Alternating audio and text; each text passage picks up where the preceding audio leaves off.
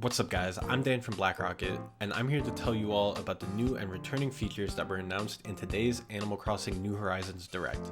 The Direct was actually really fun since it was structured as an actual vacation presentation by Tom Nook. There were 3 parts. Part 1 goes over what they shared so far, Part 2 goes over future developments, and Part 3 was a Q&A. Let's start with Part 1. So as always, you can choose the map that you want to start with.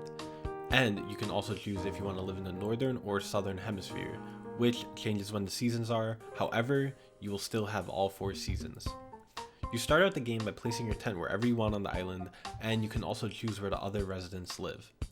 Then there's the resident services building where you can buy tools and plants. There's also a workshop where you are able to craft your own items. Now this seems like it's going to be the new big feature that's added to the game. You're also able to place your items wherever you want outside, which further helps you customize your island the way you want.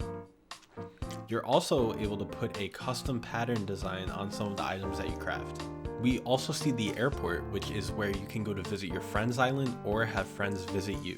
Up to 8 people can be on one island at a time, which is pretty cool. We also see that you're able to send mail to the other townspeople, which of course is a returning feature. Now we learn about some special services that Tom Nook gives you. The first one is going to be the Nook Phone, which sort of acts as a menu screen in this game. The second service is that at the beginning of every day, Tom Nook will make an announcement where he will greet you, announce any upcoming events, and give you advice. The third service is the Nook Mileage Program, where you're able to gain miles by doing what looks like quests. So catching a certain amount of fish or bugs, for example, will give you miles. You can use these miles to first pay off the getaway package, and then get some Nook Inc. inspired merch or other helpful items. We see that there are dangerous creatures on the island such as wasps and scorpions, which can sting you, but you can always get medicine from the resident services building. We then see that at night, sometimes you see a ghost, and during the day, a castaway may wash up on the island. If you ever get stuck, there's a new feature on your phone that will automatically pick you up and drop you off at your house. Some optional extras are that you can change your tent into a house. This is a staple in the Animal Crossing series and comes along with expanding your new home as well. We see that editing the interior of your home is super easy now with their home design mode. They then show you that there are more uses for Nook Miles, as you can use them to fly to other islands which are chosen at random. There may be different materials on these new islands and you're free to bring them home with you. There may also be other animal visitors on the island whom you can talk to and possibly convince to live on your island. Next, they get into more multiplayer features.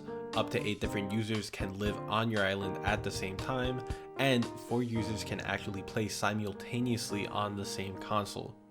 They will need to follow the leader, however, so they cannot stray too far, but it's still a great feature to have. Next, we look at the new Nook Link real life smartphone app that will be available sometime shortly after the release of the game. Within this, you can scan QR codes for designs and also use it to chat with your friends if you're playing multiplayer with them. That's going to be it for part 1, so let's get right into part 2. We first see that we can get additional residents on the island either from Tom Nook's advertising or from convincing them yourself after finding them on one of those islands that you visit using your Nook Miles. As always, we get some different facilities such as the museum, which looks revamped and super cool, a shop run by the Nooks, a tailor run by the Able sisters, and a campground where you can invite guests. Now, you can also expand the Resident Services Center, which will give you more customization options for your home and the island, and also Isabelle will return and help you with managing the residents and the island. Next, we see that tourists can come visit your island, which are special animals who you could talk to in order to learn new things. There's also traveling merchants whom you can buy special items from. In front of the Resident Services building, there will sometimes be special events such as a fishing or bug hunting competition.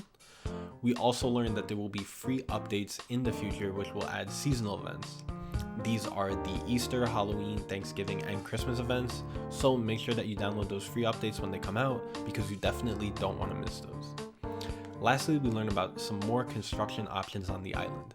You can build bridges to get across rivers and stairs to get up cliffs. However, you can also customize even more.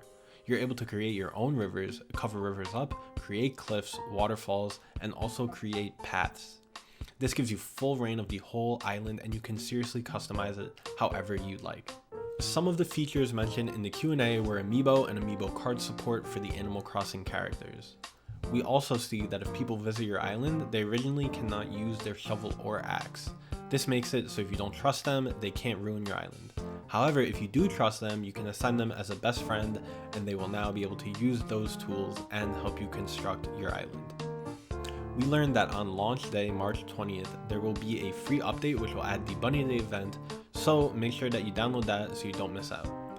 Lastly, there will be some special crossover items between Animal Crossing Pocket Camp and Animal Crossing New Horizons. So if you have the Animal Crossing Pocket Camp app on your phone, you will soon be able to get some cool crossover items.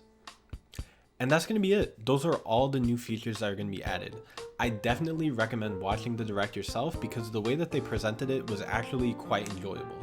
I'm super excited to play this game when it comes out, and I hope everyone is able to make a spectacular island. That's it for this video, and I will see you guys next time.